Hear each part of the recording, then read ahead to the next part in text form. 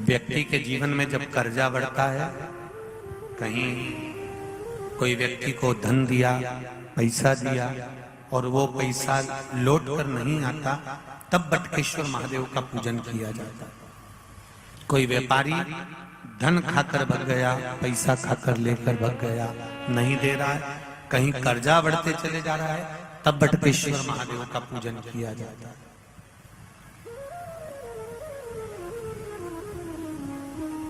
भगवान शिव का बड़ के पेड़ के नीचे पूजन, बटकेश्वर महादेव का स्मरण।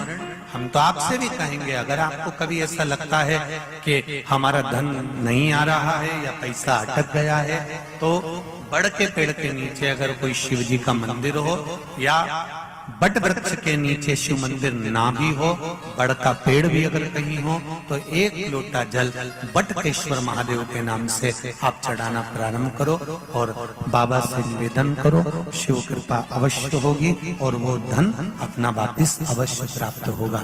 बटकेश्वर महादेव लक्ष्मी को वापिस लेकर, ये बटकेश्वर महादेव का नियम, ये बटकेश्वर महादेव का नियम है कि वो धन संपदा को वापिस खींच कर लेकर आते हैं। कर्म करो, फल उस परमात्मा पर छोड़ो। जैसे ब्रह्मा जी ने फिर निवेदन करा, अब मुझसे गलती तो हो गई मुझसे गलती, आप बताओ कि सृष्टि का निर्माण कैसे करना है। भगवान शंकर ने अर्धनारेश्वर रूप का दर्शन दिया और आधा शिव आधा पार्वती का स्वरूप का दर्शन भगवान शंकर ने ब्रह्म जी को करा।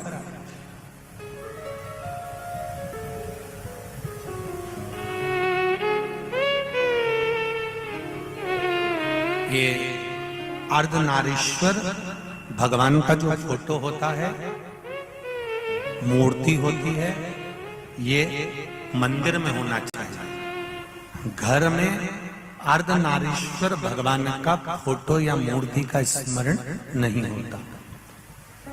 मंदिर के अंदर लगा हो, मंदिर के अंदर पूजन हो रही हो, मंदिर में अगर चित्र लगा है तो वहां पर वो अधिक फलित होता है, अधिक फल।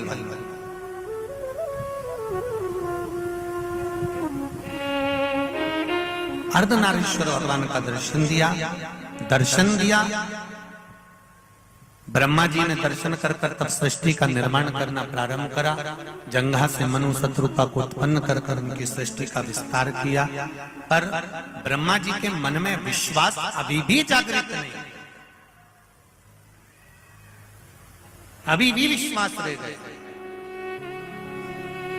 जैसे एक बार देवाधिदेव महादेव माता पार्वती के साथ भ्रमण करने के लिए जा रहे हैं और घूमते विंध्याचल पर्वत पर भगवान शिव पहुंच गए। माता पार्वती उनके साथ में घूम रही है, भ्रमण के लिए निकली हुई हैं। तभी उसी समय पर माता पार्वती कुछ देर के लिए विंध्याचल पर्वत पर रुक गई।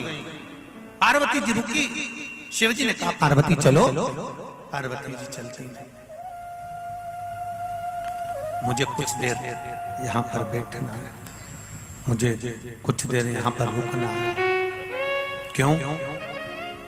बस मैं बैठना चाहता हूं। हमारे सनातन धर्म के अंतर्गत एक बात आती है, जब भगवान का मंदिर का दर्शन कर हम लोग जब निकल कर जाते हैं तो कुछ देर उनकी देहली पर, उनके दरवाजे पर, उनके द्वार पर, उनकी चौखट के बाहर कुछ देर बैठते हैं। आपको मालूम है कि नहीं मालूम है? बोलो तो सही, मालूम है ना? कुछ देर, एक क्षण के लिए बैठो, पर बैठो। कारण क्या होता है?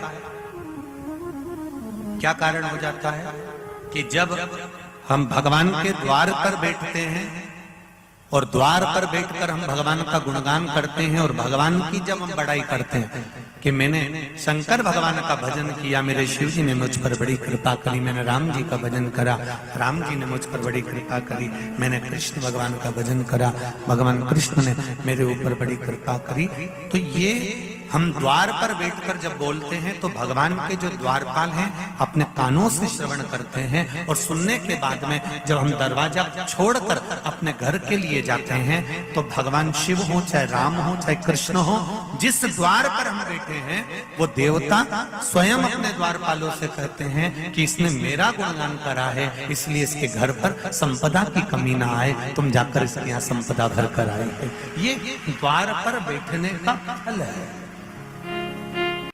ये द्वार पर बैठने का फल है।